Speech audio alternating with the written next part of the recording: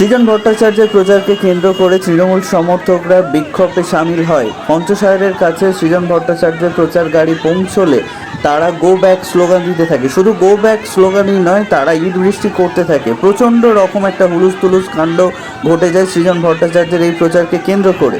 তবে সৃজন ভট্টাচার্য এক মুহূর্তের জন্যেও এই বিক্ষোভ, এই মানুষের ভিড়কে পাত্তাই দেননি, বরং তোয়াক্কা না করে তিনি সেই রাস্তা দিয়েই তার প্রচার গাড়িকে এগিয়ে নিয়ে যান এবং তিনি সাংবাদিকদের উদ্দেশ্যে বলেন যে যাদবপুরে তিনি জয়ের জন্যই নেমেছেন। তো সেক্ষেত্রে এই দু চারটে মানুষের এই ধরনের বিক্ষোভ তিনি তোয়াক্কাই করেন না।